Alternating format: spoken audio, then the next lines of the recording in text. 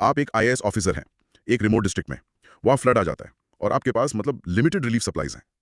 एक तरफ है official rules for distribution, but दूसरी तरफ आपको एक छोटा सा कट ऑफ विलेज दिखता है। ओके। उन्हें डेस्परेटली हेल्प की जरूरत है, पर वो आपकी प्रायोरिटी लिस्ट में नहीं है। Oh, that's a tough one. Rules versus human life, क्या करोगे? आज हम ऐसी ही रियल लाइफ एथिकल डायलेमास को डिकोड करेंगे। इंटरेस्टिंग। हम देखेंगे कि कैसे ड्यूटी, एजुकेशन और एनवायरनमेंट के बारे में सोचना आपको ना सिर्फ एक बेहतर इंसान बल्कि एक सुपर सक्सेसफुल प्रोफेशनल बना सकता है।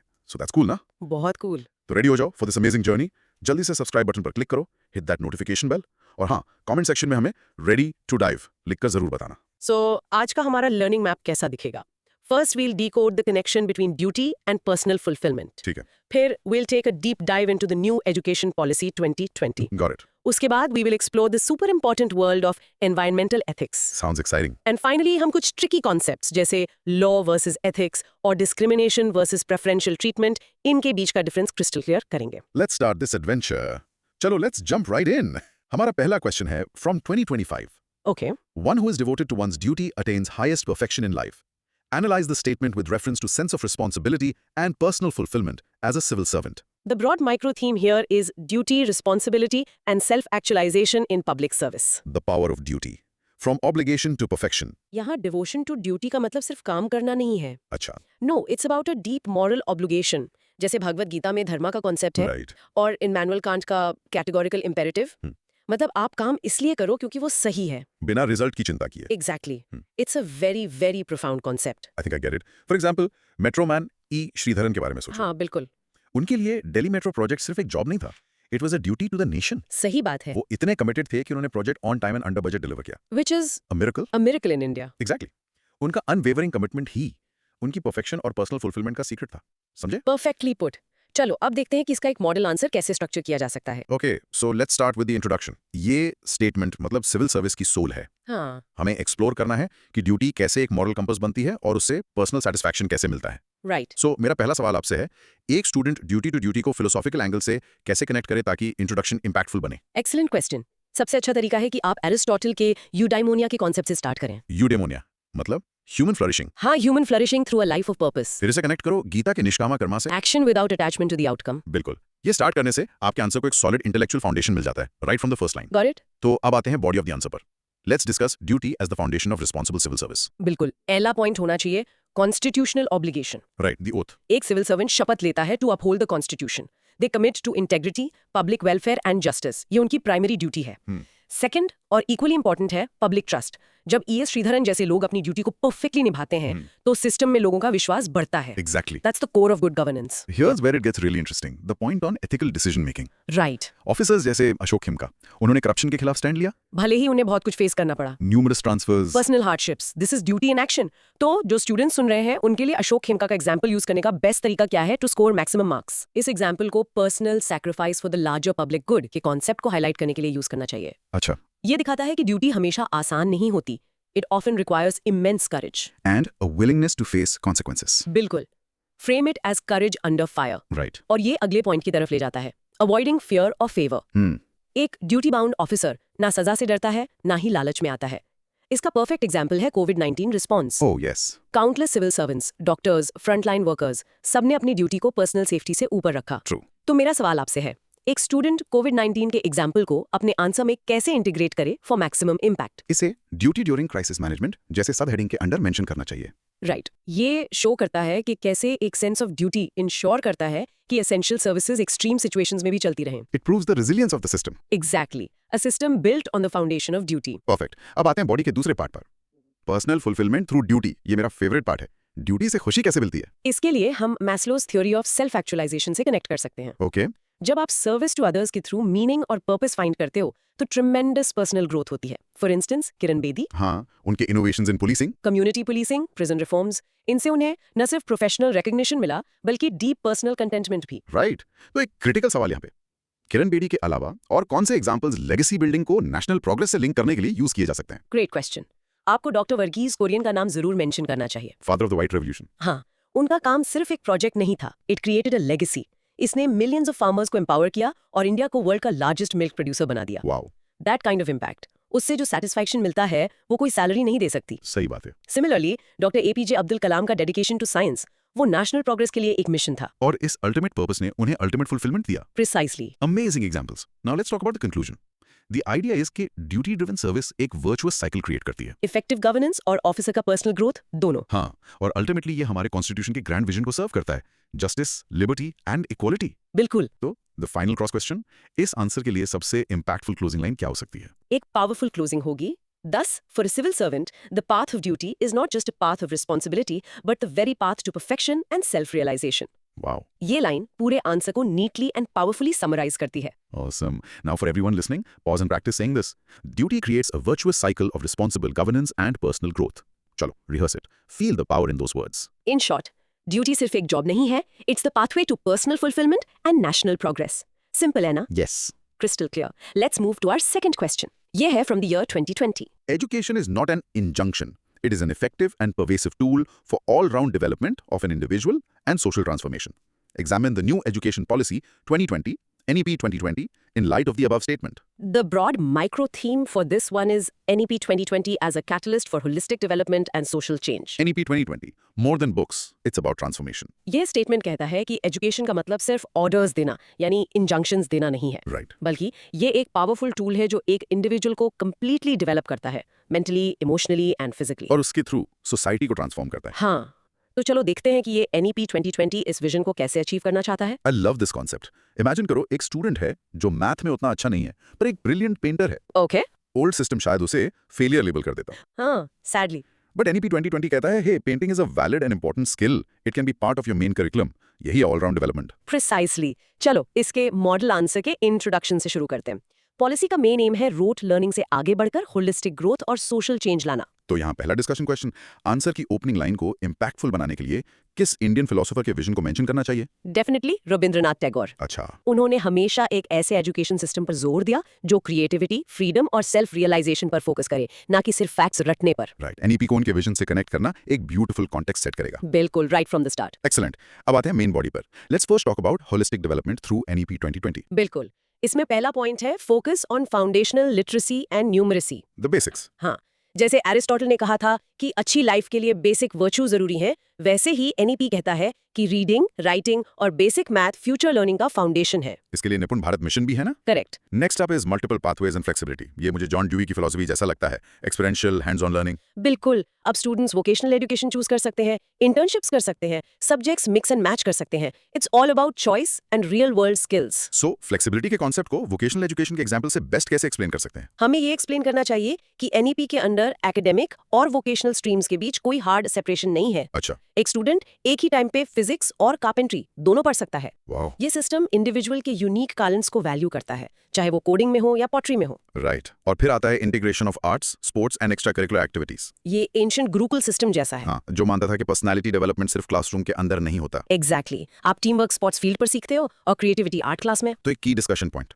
होलिस्टिक वर्ड को जस्टिफाई करने के लिए आर्ट्स और स्पोर्ट्स का पॉइंट आंसर में कितना इंपॉर्टेंट है? It is critically important. ये पॉइंट सबसे स्ट्रॉन्ग प्रूफ है कि NEP सिर्फ एकेडमिक सब्जेक्ट्स पर नहीं बल्कि स्टूडेंट के कंप्लीट डेवलपमेंट पर फोकस करता है, मेंटल, फिजिकल एंड क्रिएटिव। तो ये होलिस्टिक आर्गुमेंट का कोर है। Yes, the very core. Got it. अब आते हैं बॉडी के दूसरे पार्ट पर, social transformation through NEP 2020। How does it change society? ये डॉक्टर BR अम्बेडकर के विजन से डीपली कनेक्टेड है, जिनके लिए एजुकेशन सोशल एम्पावरमेंट का सबसे बड़ा टूल था। बिल्कुल। NEP का पहला पिलर यहाँ है इक्विटी एंड इंक्लूजन। ये मार्जिनलाइज्ड ग्रुप्स के लिए इंक्लूसिव एजुकेशन पर जोर देता है थ्रू इनिशिएटिव्स जैसे जेंडर इंक्लूजन फंड्स और स्पेशल एजुकेशन जोन्स। और ये सीधे हमारे कॉन्स्टिट्यूशन के आर्टिकल 14 से अलाइन करता है। Correct, which guarantees equality. अब एक और की सवाल, क्रिटिकल थिंकिंग और प्रॉब्लम सॉल्विंग को प्रमोट करना डेमोक्रेसी को कैसे स्ट्रेंथन करता है? ये एक फैंटास्टिक कनेक्शन है।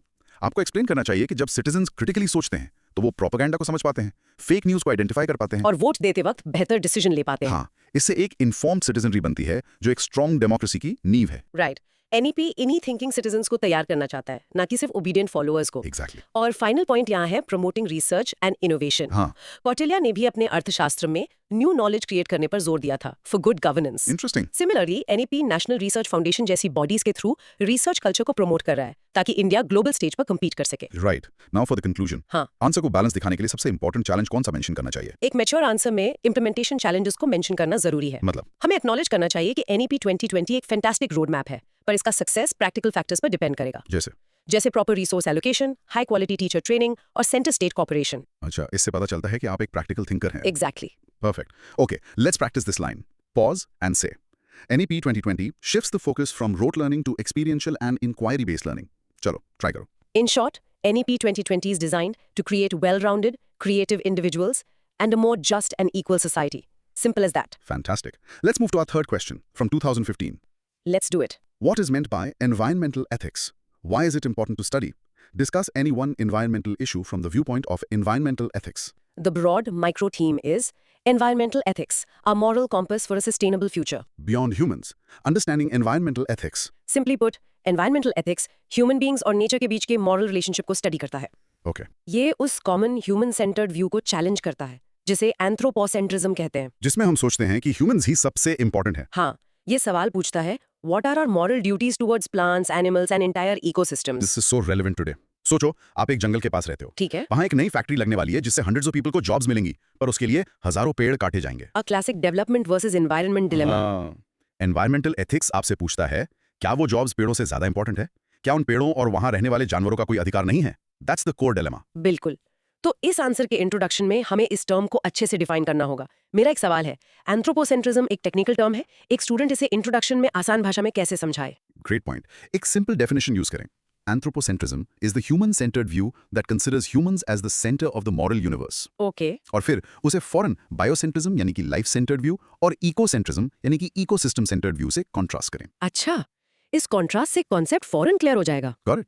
Now let's unpack the main body, starting with the principles of environmental ethics. The first principle is the intrinsic value of nature. इसका क्या मतलब है? इसका मतलब है कि नेचर की अपनी वैल्यू है हमारे यूज के अलावा भी। फॉर एग्जाम्पल, राजस्थान की बिश्नोई कम्युनिटी, हाँ. वो पेड़ों और जानवरों को सेक्रेड मानते हैं।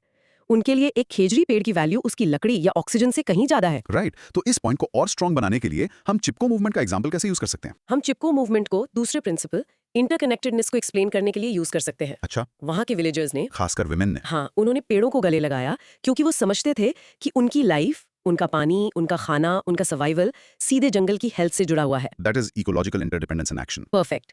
तो आप बिश्नोई कम्युनिटी को इंट्रिंसिक वैल्यू के लिए और चिपको मूवमेंट को इंटरकनेक्टेडनेस के लिए यूज करें। Got it. थर्ड प्रिंसिपल है मॉरल रिस्पॉन्सिबिलिटी। हमारी ड्यूटी है कि हम एनवायरनमेंट को प्रेजेंट और फ्यूचर जनरेशंस दोनों के लिए प्रोटेक्ट करें। इसका कोई global example? The Paris agreement, जहां नेशंस क्लाइमेट गोल्स के लिए कमिट करते हैं, इस शेयर्ड रिस्पॉन्सिबिलिटी का एक ग्लोबल सिंबल है। ओके, पर सवाल ये भी पूछता है, why is it important to study environmental ethics? इसकी प्रैक्टिकल यूज क्या है? फर्स्ट, ये सस्टेनेबल डेवलपमेंट को गाइड करता है। ठीक है. ये हमें सिखाता है कि ह्यूमन नीड्स और एनवायरमेंटल प्रोटेक्शन को कैसे बैलेंस करें। जैसे इंडिया में प्रोजेक्ट टाइगर।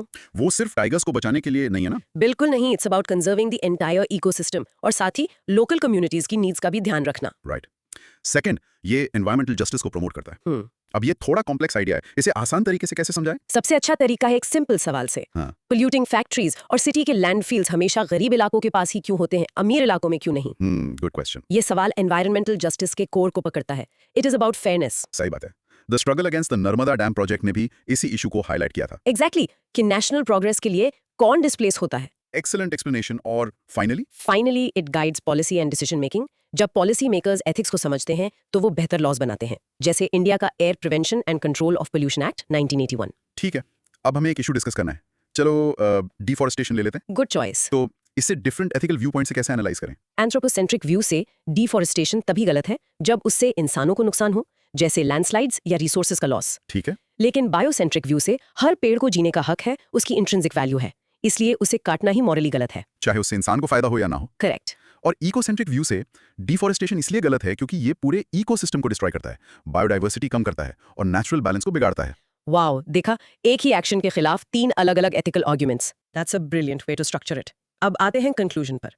हम कह सकते हैं कि एनवायरमेंटल एथिक्स हमें एक मॉरल कॉम्पस देता है। ये महात्मा गांधी के ट्रस्टीशिप फिलॉसफी से कनेक्ट होता है ना? बिल्कुल, कि हम इस प्लैनेट के मालिक नहीं, सिर्फ ट्रस्टी हैं। एक फाइनल सवाल इस पर। कंक्लूजन में गांधी जी के ट्रस्टीशिप कॉन्सेप्ट को यूज करने का स्ट्रेटेजिक एडवांटेज क्या है? एडवांटेज यह है कि ये आंसर को एक पावरफुल, फिलोसॉफिकल और यूनिकली इंडियन कॉन्टेक्स्ट से जोड़ता है। हाँ, ये एग्जामिनर पर अच्छा इंप्रेशन डालेगा. जरूर। Practice time. Pause and say. Environmental ethics challenges anthropocentrism and promotes an ecocentric worldview. थोड़ा प्रैक्टिस कर लो. In short, environmental ethics teaches us to respect nature not just for our use, but for its own sake. Got it. Got it. और आज का हमारा final question ये भी 2015 से है. एक रैपिड फायर राउंड है. डिफरेंशिएट बिटवीन एक law and ethics, 2 ethical management and management of ethics, 3. Discrimination and preferential treatment. 4. Personal ethics and professional ethics. The micro theme is clarifying key concepts in ethics. Ethics 101. Telling things apart. First up, law and ethics. Simple है, right? हाँ, लगता तो है. देखो, law state बनाता है, ये externally imposed होता है और तोड़ने पर पेनल्टी लगती है. ठीक है. एथिक्स दूसरी तरफ इंटरनल मॉरल प्रिंसिपल्स हैं, ये इंटरनली गाइडेड होते हैं. और इन्हें वॉयलेट करने पर गिल्ट या सोशल डिसअप्रूवल होता है. जरूरी नहीं कि लीगल पेनल्टी हो. एग्जैक्टली जैसे टैक्स पे करना लीगल ड्यूटी है, बट सड़क पर किसी एक्सीडेंट विक्टिम की मदद करना, एक एथिकल एक्ट है. हाँ, लॉ फोर्स नहीं करता. हाँ, तो इस डिफरेंस को याद रखने की कोई सिंपल ट्रिक है? बिल्कुल, ऐसे याद रखो. Law is about what you must do backed by state power. Ethics is about what you ought to do backed by your conscience. Must versus ought. Perfect. Next, ethical management and management of ethics. ये थोड़ा tricky है. Ethical management का मतलब है एक leader की personal integrity और moral values के बेसिस पर डिसीजन लेना. ओके, ये पर्सनल है. हाँ, जबकि मैनेजमेंट ऑफ एथिक्स का मतलब है ऑर्गेनाइजेशन में एथिकल बिहेवियर को प्रमोट करने के लिए सिस्टम्स बनाना, जैसे code of conduct, training programmes. ये स्ट्रक्चरल है. राइट. तो अगर एक मैनेजर रिश्वत नहीं लेता, वो एथिकल मैनेजमेंट है. और अगर वो कंपनी वाइड एंटी ब्राइवरी पॉलिसी बनाता है तो वो मैनेजमेंट ऑफ एथिक्स है. बिल्कुल. इसको एक क्लियर कॉर्पोरेट एग्जांपल से कैसे समझाएं? ऐसे सोचो, रतन टाटा का personal commitment to ethical business ethical management का प्राइम एग्जांपल है. राइट. लेकिन formal Tata code of conduct जिसे हर एम्प्लॉय को फॉलो करना पड़ता है, वो मैनेजमेंट ऑफ एथिक्स का एग्जांपल है. One is character, the other is system. बहुत अच्छा एग्जांपल. फैंटास्टिक. अब एक बहुत important one. 3. Discrimination and preferential treatment. This is crucial. Discrimination का मतलब है किसी के साथ उसकी आइडेंटिटी जैसे कास्ट, जेंडर या रिलीजन के बेसिस पर अनफेयर ट्रीटमेंट करना. ये इक्वालिटी को वायलेट करता है. हाँ, जबकि प्रेफरेंशियल ट्रीटमेंट जैसे रिजर्वेशंस एक तरह का अफर्मेटिव एक्शन है. Designed to uplift historically marginalised sections. हाँ, ताकि एक लेवल प्लेइंग फील्ड बनाया जा सके. ये सब्सटैंटिव इक्वालिटी को प्रमोट करता है. तो सब्सटैंटिव इक्वालिटी का आसान मतलब क्या है? देखो, सब्सटैंटिव इक्वालिटी फॉर्मल इक्वालिटी से आगे जाती है. फॉर्मल इक्वालिटी कहती है सब बराबर है, तो सबको इक्वली ट्रीट करो. ठीक है. पर सब्सटैंटिव इक्वालिटी रिकॉग्नाइज करती है कि हिस्टोरिकल डिसएडवांटेजेस की वजह से कुछ लोग रेस पीछे से शुरू करते हैं. अच्छा. इसीलिए ये उन्हें फेयर चांस देने के लिए एक्स्ट्रा स्टेप्स लेना है. It's about equity, not just equality. That's a very clear distinction. Last one, personal ethics and professional ethics. Personal ethics आपकी इंडिविजुअल वैल्यूज हैं जो आपकी फैमिली, कल्चर, रिलीजन से आते हैं. ओके. प्रोफेशनल एथिक्स आपके प्रोफेशन के स्पेसिफिक स्टैंडर्ड्स हैं, जैसे डॉक्टर का हिपोक्रेटिक ओथ या सिविल सर्वेंट का कोड ऑफ कंडक्ट. और इनमें कॉन्फ्लिक्ट भी हो सकता है. बिल्कुल. डेल्फे एक डॉक्टर के पर्सनल एथिक्स किसी मेडिकल प्रोसीजर के खिलाफ हो सकते हैं, लेकिन उनके प्रोफेशनल एथिक्स उन्हें वो प्रोसीजर करने के लिए रिक्वायर कर सकते हैं, अगर वो पेशेंट के बेस्ट इंटरेस्ट में और लीगल हो. हाँ.